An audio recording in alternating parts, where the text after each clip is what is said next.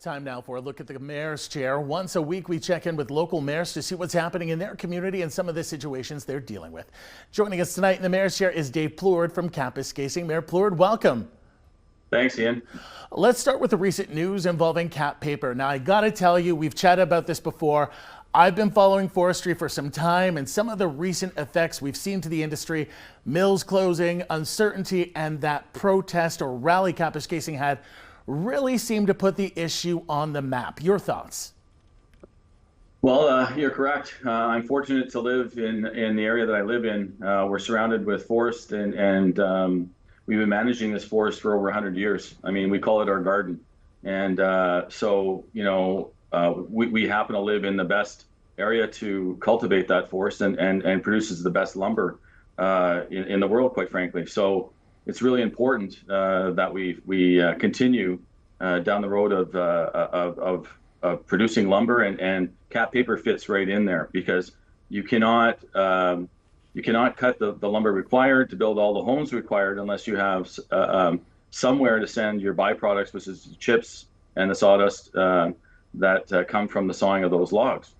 So, you know, I think the fact that the province is trying to build 1.5 million homes in Ontario by 2031, I believe, and that you know, we produce 2.8 billion board feet of lumber in Ontario alone each year, and that you know, 1.3 billion of that lumber is sent abroad.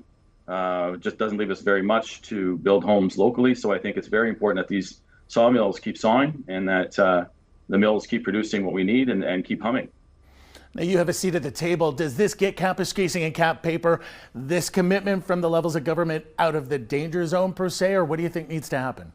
Well, I think listen, the lumber industry is hurting everywhere. I think everybody has to work really hard to ensure that we continue the operation of these mills in the northern communities that they operate in.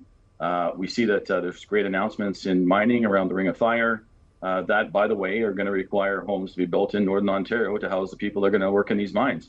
I think that it's imperative that we look at it holistically, look at all of Northern Ontario, and if we want to grow Northern Ontario, that everybody around the table has a good discussion of how we can achieve that. And I think we have a role to play in that. And communities in Northern Ontario are requiring housing just like everyone else. And I think to get there, we need these mills humming, and you know, we just have to find out a solution to this. And the fact that we have both levels of government engaged and talking about this with the communities that they serve is great. And I think that we all have a role to play here. I was also struck by that recent video Kapuskasing made for its social media feeds. I mean, it's a passionate video about civic pride, and we'll show a little bit about it for the audience. This is more than a town on Highway 11. Our strength, pride, determination, and resilience run as deep as the Kapuskasing River. I'm curious, who was the intended audience? Well, I think the intended audience was for ourselves mainly, to pick us up, to make us realize that, you know, when we're down and out, you know, we can't give up. We got to keep fighting, and you know, just make sure that our voices are heard, and that you know, we managed to come out of this, and to be here another day. And I think that it's imperative that we keep working towards that and ensure that we don't quit.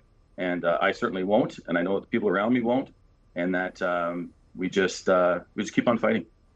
There's going to be a lot to watch from Kapuskasing over the next little bit for sure. Mayor Plourde, thank you for joining us. Thank you very much, Ian, for your time. That's Mayor Dave Plourde from Kapuskasing.